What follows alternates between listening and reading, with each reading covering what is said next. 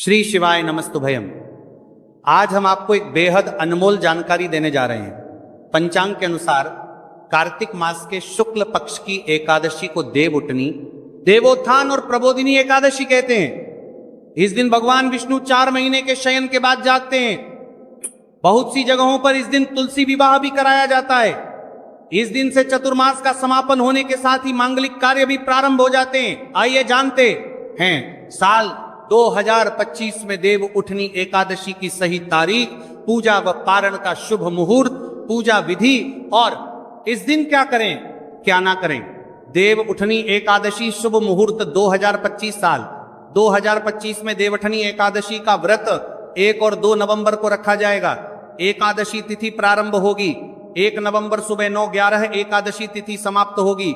2 नवंबर सुबह 7:31 अभिजीत मुहूर्त होगा। सुबह 11:42 से दोपहर 12:27 पारण का समय होगा।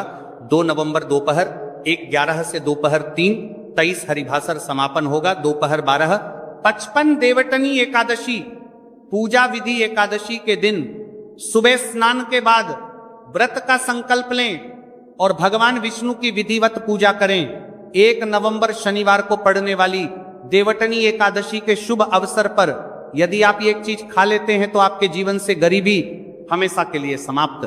भक्तों, आने वाली 1 नवंबर देवउठनी एकादशी के खास दिन पर जिन लोगों के घर में बनाई खाई जाती है, ये 3 चीजें उनके घर में पूरे साल होती हैं। धन दौलत की वर्षा। जी हां भक्तों, 1 नवंबर 2025 को पड़ने वाली देवउठनी एकादशी जो के दौरान पड़ने वाली प्रथम अमावस्या है। यह अमावस्या बहुत ही शक्तिशाली और चमत्कारी अमावस्या है क्योंकि यह के महीने में पड़ी है, का दिन चल रहा है, इसलिए इसका महत्व और भी अधिक बढ़ गया है। महिलाएं देवउठनी एकादशी का व्रत अपनी इच्छा पूर्ति तथा घर में सुख समृद्धि के लिए रखती हैं। वैसे तो यह व्रत मौन रहकर रखा जाता है, मगर आपको देवउठनी एकादशी के दिन एक चीज जरूरी खा लेना है। इससे आपकी धन दौलत में वृद्धि तो होगी होगी, साथ में आपके घर में धन दौलत की वर्षा होगी। इसीलिए भक्तों, आप अपने फायदे के लिए इस वीडियो को पूरा ही देखें, आधा अधूरा ना देखें। कई लोग होते हैं जो वीडियो को बीच बीच से देखते हैं, काट काट कर देखते हैं और फिर ऐसे व्यक्ति को जीवन में कभी सफलता हासिल भी नहीं हो सकती। इसलिए वीडियो को आधा अधूरा छोड़कर ना जाए, आप वीडियो को पूरा ही देखा करें क्योंकि भक्तों, पूरे के पूरे 144 वर्षों के बाद दुर्लभ संयोग में पड़ने जा रही है। और पूज्य गुरु जी ने कहा है कि 1 नवंबर देवउठनी एकादशी के दिन भले ही कुछ मत खाना, लेकिन यह एक चीज जरूर खा लेना। भगवान भोलेनाथ जी और माता लक्ष्मी जी के आशीर्वाद से आपके घर में इतना पैसा आएगा कि संभाल नहीं पाओगे।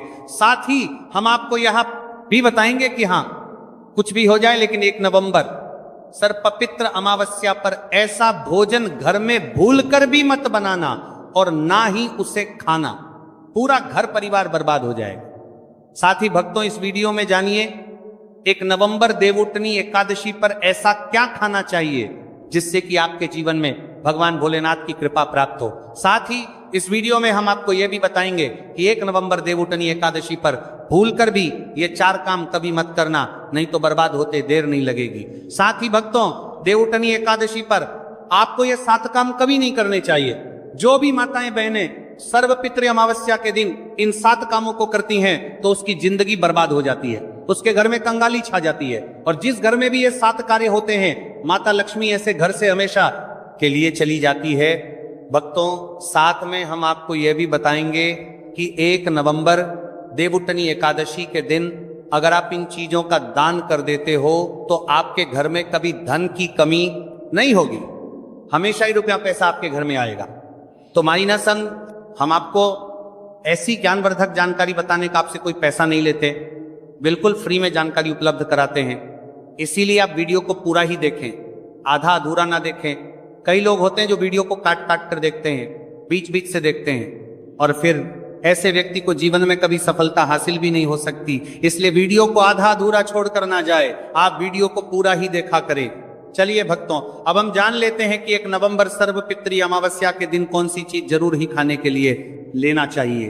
फिर आपको करोड़पति बनने से विधाता या नहीं रोक पाएगा भक्तों, क्योंकि भक्तों 144 वर्षों के बाद देवउठनी एकादशी ऐसे शुभ समय में पड़ने जा रही है और देवउठनी एकादशी हिंदू धर्म के लोगों के लिए सबसे श्रेष्ठ मानी जाती है। और भक्तों, इस दिन किया गया कोई भी उपाय कभी भी निष्फल नहीं जाता, बेकार नहीं जाता, मतलब हमेशा लाभ ही लाभ प्रदान करवाता है। चलिए भक्तों, सबसे पहले हम आपको सर्वपितृ अमावस्या की थोड़ी सी जानकारी दे देते हैं। भक्तों, इस बार 2025 में देवउठनी एकादशी को लेकर लोगों के मन में कंफ्यूजन की स्थिति बनी हुई है कि यह व्रत किस दिन रखा जाएगा, 1 नवंबर कैसे किया जाएगा, शुभ मुहूर्त क्या रहेगा, इस दिन क्या खाना है और क्या नहीं खाना है। इस वीडियो में हम आपका सारा कंफ्यूजन दूर कर देंगे। बस आपको संपूर्ण जानकारी के लिए इस वीडियो को पूरा देखना होगा। और भी बहुत सारे लोगों के प्रश्न आ रहे हैं कि देवउठनी एकादशी पर हम पवित्र नदियों में स्नान नहीं कर सकते तो क्या करें, पहली बार यह व्रत कर सकते हैं या नहीं। इन सभी प्रश्नों के उत्तर आज हम इस वीडियो में जानेंगे और यह भी बताएंगे कि वो कौन सी चीज है जो हमें 1 नवंबर सर्वपितृ अमावस्या के दिन जरूर ही खा लेनी चाहिए। अगर आप ये चीज सर्वपितृ अमावस्या के दिन जे खा लेते हो तो आपको धनवान बनने से विधाता भी रोक नहीं पाएंगे। सातकारी ही भक्तों देवउठनी एकादशी है और देवउठनी एकादशी की रात तुलसी में एक चीज जरूर बांध देना चाहिए। अगर आप देवउठनी एकादशी के दिन तुलसी में यह खास चीज बांध देते हो तो माता लक्ष्मी जी की कृपा से आपके जीवन में जो गरीबी है वह सब दूर हो जाएगी। भक्तों, इसलिए वीडियो को पूरा ही देखें, आधा अधूरा ना देखें। चलिए जान लेते हैं भक्तों, प्रत्येक वर्ष वैशाख मास के कृष्ण पक्ष की अमावस्या तिथि को देवउठनी एकादशी का पावन पर्व मनाया जाता है। वर्ष 2025 में यह पर्व 1 नवंबर शनिवार को मनाया जाएगा।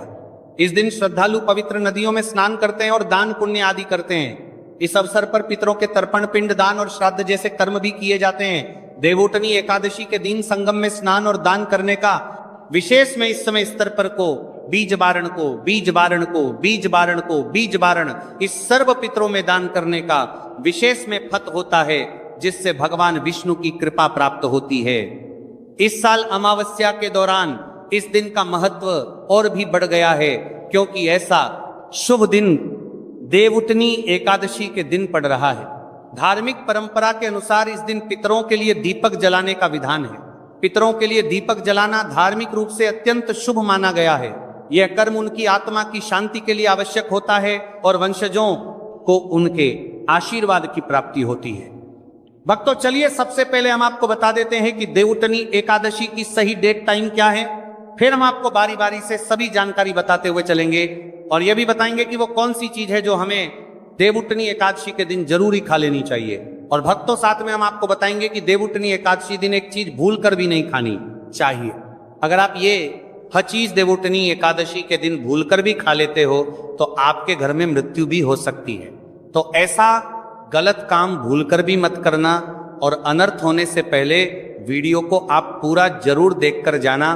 बहुत ही खास और ज्ञानवर्धक वीडियो है। तो चलिए भक्तों, जानते हैं देवउठनी एकादशी की सही डेट टाइम और शुभ मुहूर्त के बारे में। लेकिन उससे पहले आपसे हाथ जोड़कर एक रिक्वेस्ट करते हैं कि अगर आप इस चैनल पर नए हैं तो चैनल को सब्सक्राइब करके वीडियो को एक लाइक जरूर करें। साथ ही आप अपनी राशि को कमेंट बॉक्स सब्सक्राइब करके कुछ दिनों से पढ़े मर्तन होगा पर मैं राशि नजर 12 आ रहा होगा में जरूर डाल दें, क्योंकि हम राशि से जुड़ा भाग्य भी बताते हैं और भाग्य में चल रही परेशानियों को तत्काल दूर करने के लिए आसान से आसान उपाय भी बताते हैं। भक्तों, चलिए जान लेते हैं कि 2025 में देवउठनी एकादशी की सही डेट टाइम क्या है। चलिए जान लेते हैं। हिंदू पंचांग के अनुसार साल 2025 की देवउठनी एकादशी 1 नवंबर को मनाई जाएगी। यह महीने को चला करके करीवार नाथ जी ही अमावस्या होगी।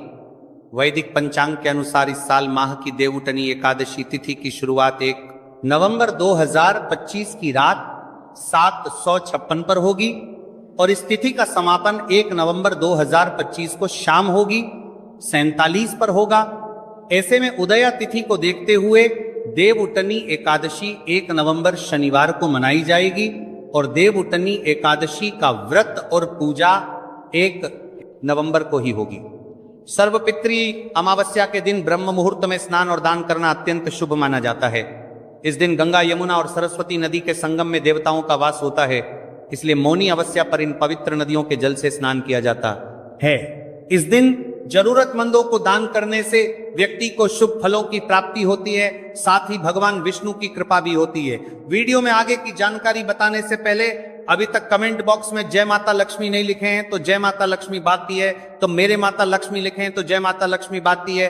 वीडियो में बॉक्स पहले 50 है, नहीं बाती है, श्मी जरूर लिखना। जब आप हमारे कमेंट बॉक्स में जय माता लक्ष्मी लिखते हैं तो हमें काफी अच्छा लगता है, और आप हमारी वीडियो को लाइक करते हैं तो हमारा मनोबल बढ़ता है, जिससे कि अच्छी अच्छी जानकारी होती है, आप सभी लोगों के लिए लेकर के आते हैं।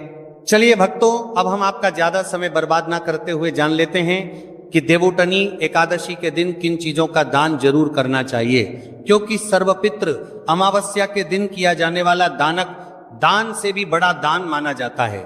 चलिए भक्तों, अब हम जान लेते हैं कि देवउठनी एकादशी के दिन किन चीजों का दान हमें जरूर करना चाहिए। तो भक्तों, पहली चीज है चावल का दान। धार्मिक मान्यता के अनुसार देवउठनी एकादशी के दिन चावल का दान विशेष रूप से शुभ माना जाता है। चावल अन्न का रूप होता है, और यह मान्यता है कि चावल का दान करने से घर में समृद्धि आती है, और जो व्यक्ति दान करता है वो अपने जीवन में धन की कमी से मुक्त हो जाता है। इसके अलावा चावल का दान करने से पुण्य की प्राप्ति होती है, और यह पापों का नाश करने में भी सहायक माना जाता है। धार्मिक दृष्टि से चावल का दान एक प्रकार से ईश्वर की सेवा करना है, और यह व्यक्ति के जीवन में सकारात्मक बदलाव ला के बाकी मिलाकर के उसका दिखाता है। एक दान करने से की तरफ से आरात्मक बदलाव सकता है।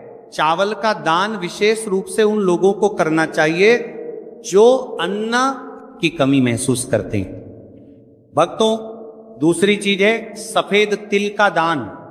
देवउठनी एकादशी के दिन सफेद तिल का दान करना भी एक महत्वपूर्ण धार्मिक कार्य माना जाता है।